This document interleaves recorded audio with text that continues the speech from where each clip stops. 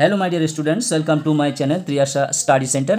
Friends, তোমরা যারা বর্তমানে দ্বাদশ শ্রেণীতে পড়ছো অর্থাৎ ক্লাস 12-এ পড়ছো, তোমাদের জন্য আজকে নিয়ে এসেছি তোমরা যারা উচ্চ মাধ্যমিক পরীক্ষা দেবে 2025 ফেব্রুয়ারিতে 2025 ফেব্রুয়ারিতে তোমাদের জন্য আজকের যাদের রাষ্ট্রবিজ্ঞান আছে এই রাষ্ট্রবিজ্ঞানের তৃতীয় অধ্যায় পররাষ্ট্রনীতি বা বিদেশ নীতি দেখতে পাচ্ছ। এখানে পররাষ্ট্রনীতি বা বিদেশ নীতি থেকে বেশ ইম্পর্টেন্ট কিছু এসএকিউ বা শর্ট অ্যান্সার টাইপ কোশ্চেন্স। বন্ধুরা, তোমরা জানো প্রত্যেকবারে দুটো করে সাজেশন হয়। আমি তোমাদের টেস্ট পর্যন্ত একটি সাজেশন, এই সাজেশনটি চলবে তোমাদের টেস্ট পর্যন্ত, এবং টেস্টের পর একটা সাজেশন আসবে যেটা লাস্ট মিনিট সাজেশন বলা হয়। সেই লাস্ট মিনিট সাজেশনটি তোমরা আর একটা পাবে। তবে বারবার আমি প্রত্যেকটি ভিডিওতে বলে এসেছি যে লাস্ট মিনিট সাজেশনের সঙ্গে তোমাদের এই যে সাজেশনটা 90 থেকে 95% মিল থাকে। অতএব এই প্রশ্নগুলো তোমরা যদি এখন থেকে ঠিকঠাকভাবে তৈরি করে রাখো এবং লেখা প্র্যাকটিস করো, মুখস্থ করে যদি লেখা প্র্যাকটিস করো, তাহলে তোমরা 90 থেকে 95% অবধারিত নাম্বার পাবেই। তোমরা এখন থেকে যদি না পড়ো তাহলে তোমরা 90%-এর এতে পৌঁছাতে পারবে না। শুধু পরীক্ষার 2-3 মাস আগে তোমরা লাস্ট মিনিট করবে, তাতে কিন্তু তোমাদের প্রিপারেশান যথেষ্ট ভালো হবে না। তোমরা এখন থেকে এগুলো মুখস্থ করে যদি না দেখে লেখার চেষ্টা করো এবং হুবহু এই নোটের মতো বা বইয়ের মতো যে কোনো টেস্ট যদি তোমরা বই থেকেও করো, সহায়িকা থেকেও করো, সেই প্রশ্নগুলি যদি তোমরা মুখস্থ করে লেখা প্র্যাকটিস করো হুবহু বইয়ের মতো, তাহলে তোমাদের নাম্বারকে আটকায়।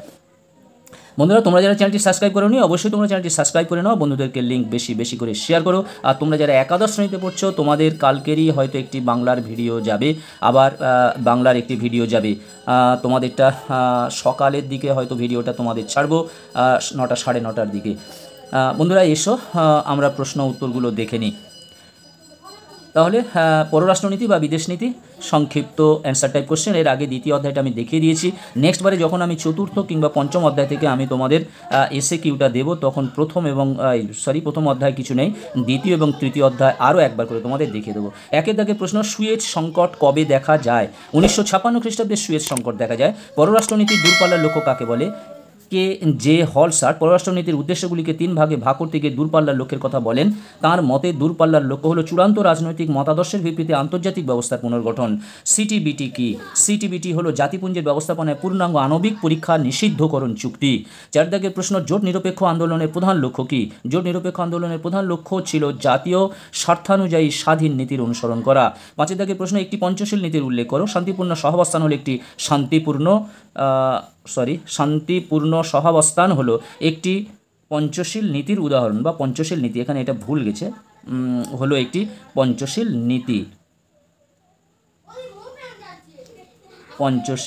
নীতি।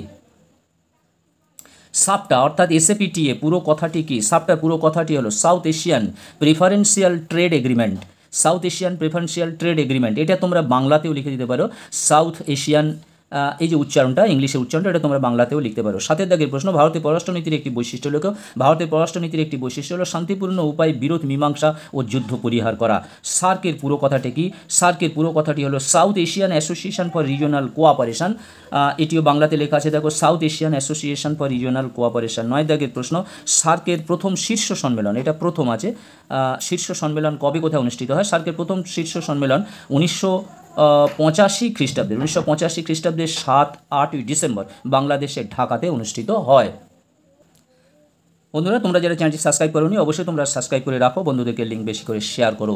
10 দাগের প্রশ্ন, সার্কের একটি উদ্দেশ্য উল্লেখ করো। সার্কের একটি উদ্দেশ্য হলো দক্ষিণ এশিয়ার মানুষের কল্যাণ সাধন করা ও তাদের জীবনযাপনের মান উন্নয়ন করা। ভারতের পররাষ্ট্রনীতির যে কোনো একটি বৈশিষ্ট্য লেখো। ভারতের পররাষ্ট্রনীতির একটি বৈশিষ্ট্য হলো প্রতিবেশী রাষ্ট্রগুলির সঙ্গে সদ্ভাব ও সম্প্রীতি রক্ষা করা। ভারতের জোট নিরপেক্ষ মতাদর্শ কোন ভারতীয় রাষ্ট্রনেতার মস্তিষ্ক প্রসূত? ভারতের তৎকালীন প্রধানমন্ত্রী অর্থাৎ প্রাক্তন প্রধানমন্ত্রী জওহরলাল নেহরুর মস্তিষ্ক প্রসূত মতাদর্শ হলো জোট নিরপেক্ষতা। ভারতের পরমাণু নীতির মূল কথা কি? ভারতের পরমাণু নীতির মূল কথা হলো প্রথম আঘাত নয়, নো ফার্স্ট স্ট্রাইক। পররাষ্ট্রনীতি কি বা পররাষ্ট্রনীতির সংজ্ঞা দাও। প্রত্যেক রাষ্ট্র, আচ্ছা, এটি তোমরা পররাষ্ট্রনীতি বা বিদেশ নীতি চ্যাপ্টার হচ্ছে, এটা অথচ বলতে পারো যেটা আমি প্রথমে দিলাম না কেন।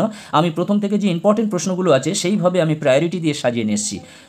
বুঝতে পারছো, প্রথম থেকে যে প্রশ্নগুলো ইম্পর্টেন্ট আছে সেই প্রশ্নগুলো আমি প্রথম থেকে নিয়ে এসেছি।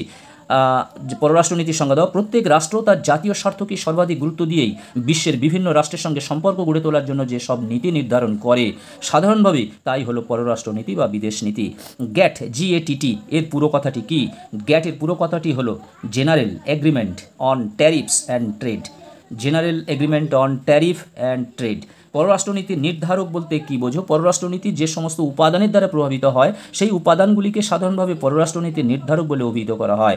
১৭ দাগের প্রশ্ন, সার্ক গঠনের প্রস্তাব প্রথম কে দেন?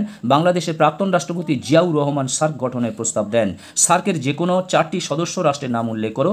সার্কের 4টি সদস্য রাষ্ট্রের নাম হলো ভারত, পাকিস্তান, বাংলাদেশ, শ্রীলঙ্কা। যে কোনো 4টে বললে 4টে দেবে এবং সবগুলো রাষ্ট্র বললে তোমরা জানো, দেখে নেবে। আরও কয়েকটি রাষ্ট্র আছে, সেগুলো দেখে নেবে। ইন্টারন্যাশনাল পলিটিক্স গ্রন্থের লেখককে? ইন্টারন্যাশনাল পলিটিক্স গ্রন্থের লেখক হলেন কেনেথ ওয়াল্টেজ। কেনেথ ওয়াল্টেজ। বন্ধুরা, এর থেকে তোমাদের 3টি নাম্বার থাকে, 3টি প্রশ্ন থাকে, কোনো সময় 2টি, কোনো সময় 3টি প্রশ্ন থাকে। তোমরা এই 26টি প্রশ্ন আপাতত তৈরি করে রাখো। 26টি প্রশ্ন করলে আশা করি এর থেকে 3টি প্রশ্ন তোমরা কমন পেয়ে যাবে। এবং খুব ভালোভাবে যদি তোমরা লেখা প্র্যাকটিস করো, একটু বানান যদি ভুল না যায়, তাহলে তোমরা অবশ্যই করে 90 থেকে 95% নাম্বার তোমরা পেয়ে যাবে। এইরকম যদি প্রত্যেকটি চ্যাপ্টার প্রিপারেশান তোমরা নিয়ে থাকো এখন থেকে। দেখো, কমনওয়েলথ কি? কমনওয়েলথ হল স্বাধীন রাষ্ট্রগুলির একটি স্বেচ্ছামূলক প্রতিষ্ঠান। 77টি রাষ্ট্রের গোষ্ঠী কোন দেশগুলিকে নিয়ে গড়ে ওঠে? 77টি রাষ্ট্রের গোষ্ঠী জোট নিরপেক্ষ দেশগুলিকে নিয়ে গড়ে ওঠে। ফিসা এর পুরো নাম কি? FIS এর পুরো নাম হলো foreign intelligence service act. Foreign intelligence service act. তারপরে দেখো, CI এর পুরো নাম কি? CI এর পুরো নাম হলো central intelligence agency. Central intelligence agency. তারপরে দেখো, গ্যাট এর অর্থ কি? গ্যাট GATT কথাটির অর্থ হলো শুল্ক ও বাণিজ্য সংক্রান্ত সাধারণ একটি আইনি চুক্তি। এর উদ্দেশ্য হলো আন্তর্জাতিক বাণিজ্যকে সহজ করে তোলা। আন্তর্জাতিক বাণিজ্যকে সহজ করে তোলা। তারপর দেখো, সাপটা বলতে কী বোঝো? আমি প্রথমে দেখো এই সাপটা প্রথমে প্রশ্নটা দিয়েছিলাম, সাপটার পুরো নামটি কি বা পুরো কথাটি কি। এখন বলছে যে সাপটা বলতে কী বোঝো? সাপটা হলো সার্কভুক্ত দেশগুলির জন্য বিশেষ সুবিধাপ্রাপ্ত বাণিজ্যিক এলাকা গঠনের একটি উদ্যোগ। হু এর পুরো নাম কি? WHO। হু এর পুরো কথাটি হলো world health organization. World health organization. যাদের দেখবে হেলথ অ্যান্ড ফিজিক্যাল এডুকেশন যাদের সাবজেক্ট আছে, তোমরা জানো হু আমি একটা অবজেক্টিভ দিয়েছিলাম যত সম্ভব। হু এর পুরো নাম হলো ওয়ার্ল্ড হেলথ অর্গানাইজেশন। আর একটি প্রশ্ন ছিল, সেটি আমার ডাউট হচ্ছে, আমি সময় পেলাম না লিখতে। যাই হোক বন্ধুরা, তোমরা এই 26টি প্রশ্ন আপাতত খুব সুন্দরভাবে তৈরি করে রাখো, তাহলে তোমরা ফাইনাল সাজেশনের জন্য 90 থেকে 95% তোমরা এগিয়ে রইলে। তোমরা অবশ্যই করে চ্যানেলটি সাবস্ক্রাইব করে নাও। অবশ্যই তোমরা যারা এখনও চ্যানেলটি সাবস্ক্রাইব করোনি, তোমরা বন্ধুদেরকে লিঙ্ক বেশি বেশি করে শেয়ার করো, তোমরা একটা লাইক করে দিও, প্রয়োজনে কমেন্ট করো। আবার কথা হবে নেক্সট ভিডিওতে। তোমরা সবাই ভালো থাকবে, সুস্থ থাকবে। তোমাদের সকলকে জানাই অসংখ্য অসংখ্য ধন্যবাদ।